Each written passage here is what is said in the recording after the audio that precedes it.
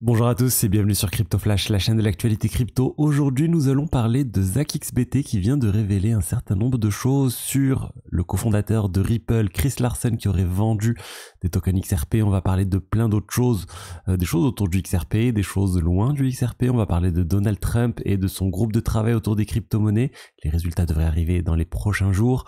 On va parler aussi des ICO qui pourraient refaire leur apparition suite à la réglementation américaine qui est en train d'être passée et plein d'autres choses, améliorations sur le réseau Solana et beaucoup d'autres news. On va commencer avec le cours des crypto-monnaies. BTC 118 000 $, ça n'a pas trop bougé. Ethereum 3600 $, légère baisse. XRP moins 9,9% aujourd'hui. Cardano moins 7%, Solana moins 6%. Bref, vous pouvez voir les altcoins sont plutôt dans le rouge aujourd'hui. Je vous rappelle aussi, il y a 20 € offerts sur Bitvavo, l'exchange partner de la chaîne. Vous avez plein de cryptos que vous pouvez acheter, près de 400 crypto-monnaies. C'est des frais qui sont vraiment très bas. Les virements SEPA sont instantanés et gratuits. Donc n'hésitez pas, c'est une bonne solution pour acheter et vendre des cryptos. Et c'est une plateforme partenaire de la chaîne depuis un petit moment maintenant. Ensuite, on va parler de Solana. Solana, il faut savoir qu'hier, on a eu une augmentation de la capacité du réseau Solana. C'est arrivé le 23 juillet avec SIMD 0256. On est passé à 60 millions de CU, c'est-à-dire la capacité de... Enfin, c'est un peu la compute unit, donc c'est le combien de... Si vous voulez, c'est pour simplifier, c'est combien de transactions on peut mettre dans un bloc au final. Et ça a augmenté, et ils veulent encore l'augmenter à 100 millions, donc une hausse de 66%. Donc vraiment, Solana aussi, ils sont en train de booster les capacités du réseau principal. Là, ils sont autour de 1700 transactions par seconde. En moyenne, je vous ai dit, c'est bien au-dessus de ce que fait Ethereum. On est à 20 transactions par seconde sur Ethereum. Mais la stratégie de Solana, elle n'est pas trop basée sur les L2 pour le moment. Ils sont plus dans l'optique d'augmenter les performances du réseau principal Solana. Et qui est une stratégie assez différente d'Ethereum avec les L2 et le réseau principal d'un autre côté. En tout cas, intéressant de voir que Solana continue de se développer et d'améliorer les performances de ce réseau. Ensuite, on va parler de tokenisation, de RWA, avec Goldman Sachs qui vient de faire un partenariat avec BNY, une très grande banque, pour lancer un fonds de marché tokenisé, les Money Market Token Funds. Donc c'est au final des fonds qui permettent d'être exposés au rendement du bon du trésor. C'est une industrie énorme, les money market funds, et ils veulent ramener ça sur la blockchain. Il y a déjà plusieurs projets qui ont ramené des choses similaires sur des blockchains publiques. BlackRock par exemple. Ondo a déjà aussi un fonds ou deux similaires. Bref, il y a déjà ce type de produit qui existe. Mais là, plutôt Goldman Sachs arrive. Alors le point qui m'a un peu dérangé, c'est qu'il ne parle pas de blockchain publique. Il parle du propre système de blockchain de BNY, de Bank of New York Mellon. Donc ça ressemble quand même pas mal à des blockchains privées, ce qui est dommage. Pour moi, ce type de choses, il faut que ça se fasse de manière publique, sinon ça perd de son intérêt. Même s'ils disent que ça va quand même leur apporter des améliorations de performance, il y aura pas de fermeture des marchés, du coup ça pourrait être tradé tout le temps. Mais bon, j'attends de voir, mais intéressant de voir que les sociétés, les institutionnels sont toujours en train d'étudier l'aspect de tokenisation. BlackRock aussi avait déjà annoncé que la tokenisation c'était le futur, Goldman Sachs aussi. Et maintenant, il y a pas mal de projets qui surfent sur cette vague. Circle, pour moi, qui est un émetteur de stablecoin, c'est une sorte de tokenisation, c'est des actifs du monde réel, c'est la tokenisation du dollar. Et c'est déjà coté en bourse aux États-Unis. Ensuite, les ICO. Les levées de fonds ont quasiment disparu ces dernières années. C'est en train de revenir avec la nouvelle administration Trump. On a pu le voir avec l'ICO d'ailleurs de World Liberty Financial, le projet de Trump, mais aussi Pump.Fund, de très gros ICO qui ont eu lieu récemment. Et là, en fait, il y a le nouveau cadre juridique aux États-Unis avec le Clarity Act qui est en train d'être validé et qui réautorise en fait les ICO selon certaines règles. Si les tokens ne sont pas considérés comme des securities, et il y a un cadre juridique qui est en train d'être défini associé à ça, par exemple il n'y a pas de dividendes qui sont distribués avec ces jetons, et ben les sociétés pourront faire des ICO avec 75 millions de dollars maximum par an levés pendant 4 ans, ce qui est plutôt pas mal. Et Donc en fait, tout l'objet de cet article de Decrypt, c'est de dire en fait que on risque d'avoir un nouveau boom des ICO, même si il reste un certain flou juridique, parce que dans le texte, il y a écrit en fait que les tokens ne devront pas avoir, on va dire, de lien direct ou indirect avec les bénéfices du projet. Mais quand on prend un jeton de gouvernance, le jeton de gouvernance, en fait, il n'a pas de lien direct avec les revenus, mais il y a un lien direct dans le sens où vous allez gérer la trésorerie du protocole. La trésorerie du protocole vient des bénéfices du protocole et du coup, en fait, vous profitez des bénéfices de manière indirecte. Et ça pourrait être considéré comme des securities et tomber sous la réglementation de la SEC et hors cadre de ce projet de loi. Donc, il y a encore des petites zones de flou, mais selon les experts, ça sera clarifié plus tard. Il y aura d'autres projets de loi ou d'autres décisions juridiques qui vont venir clarifier tout ça. Mais c'est déjà une bonne chose d'encadrer les ICO. Avec Mika, c'est déjà encadré, mais c'est assez lourd pour faire des ICO en France ou en Europe. Là, je pense que ça va être quand même un peu plus léger. Ensuite, le groupe de travail autour des crypto-monnaies doit rendre ses conclusions le 31 juillet à Donald Trump. Un groupe de travail qui a été initié avec plein d'acteurs différents, la SEC, la CFTC, d'autres entités.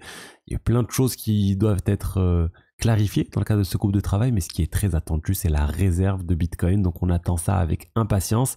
Qu'est-ce qui va sortir au niveau de cette réserve? Est-ce qu'il y aura un achat de Bitcoin par les États-Unis? Est-ce qu'on va se limiter aux Bitcoins qui ont été saisis?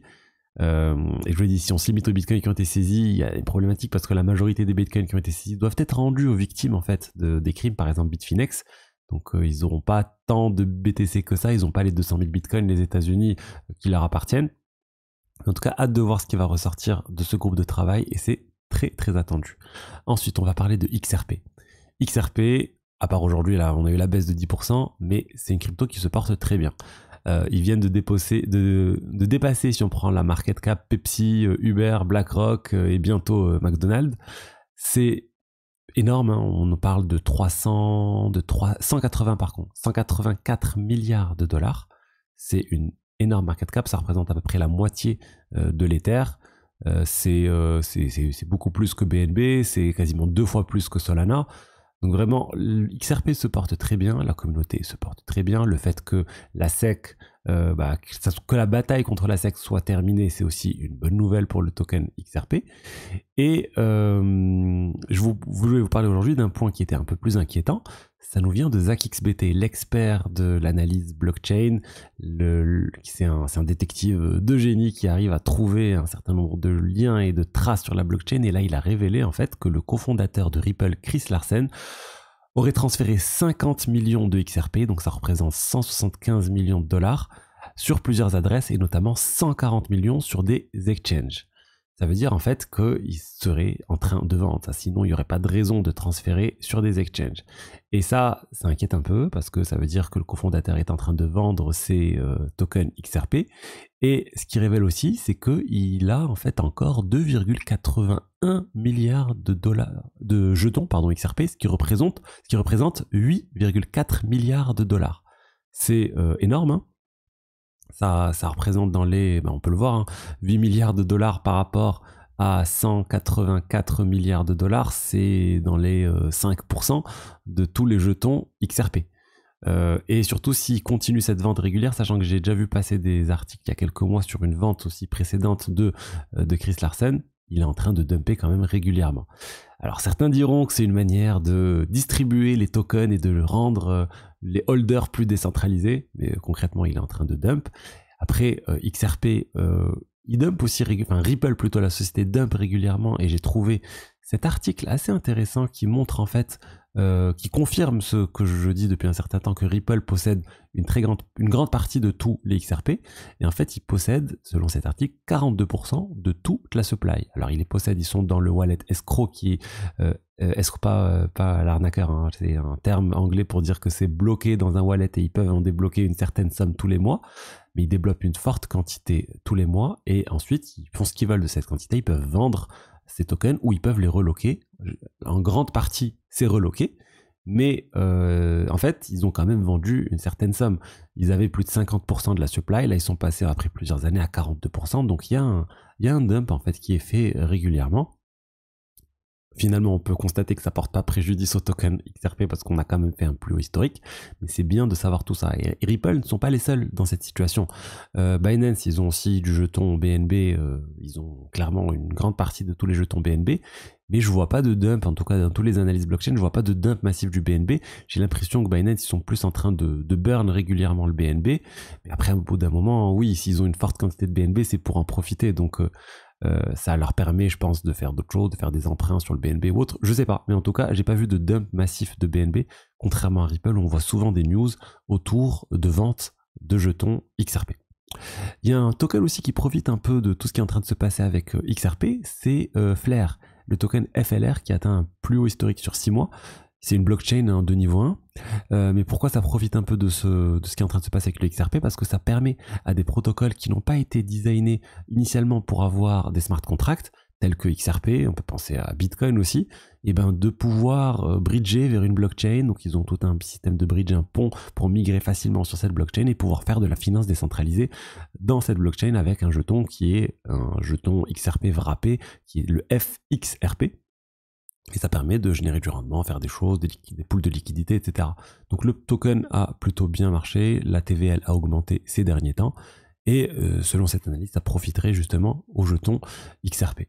Moi je trouve ça très bien de permettre à un jeton de faire de la DeFi. XRP aussi se sont rendus compte qu'il leur manquait ça, ils ont lancé d'ailleurs leur propre blockchain, leur sidechain plutôt, c'est pas une solution de niveau 2, c'est une blockchain à part, qui est relié quand même avec la blockchain Ripple initiale, de XRP initiale, qui permet d'avoir des smart contracts. C'est en train de se développer, mais ils ont un peu de mal à relancer la machine.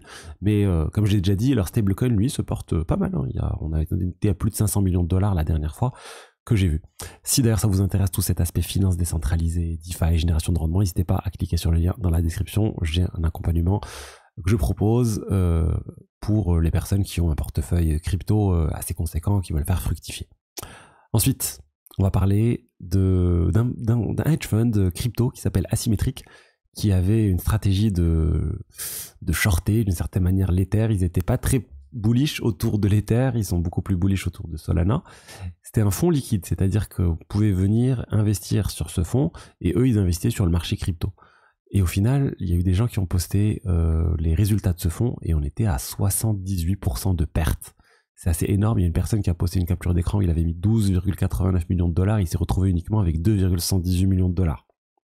Donc clairement, ils ont mal géré les fonds. Et là, ils sont en train de dire, on va arrêter ce fonds et on va se concentrer maintenant sur les investissements VC ou les investissements vraiment illiquides qui sont pas juste sur le marché. C'est très difficile de surperformer le marché. Vous avez là des hedge funds qui essayent vraiment de faire des meilleures performances que le marché et qui au final se retrouvent à faire moins 78%. Vraiment très très compliqué. Soyez vigilants si vous pensez, vous, que vous avez les compétences pour surperformer le marché. Dites-vous qu'il y a des hedge funds, il y a des sociétés vraiment spécialisées sur le sujet qui n'arrivent pas à surperformer le marché. Donc vraiment, soyez vigilants. Voilà ce que je voulais vous dire aujourd'hui sur les diverses actualités crypto. J'espère que le contenu vous a plu. Si c'est le cas, n'hésitez pas à liker, commenter, vous abonner. Je vous dis à demain pour la suite. Allez, au revoir, ciao ciao.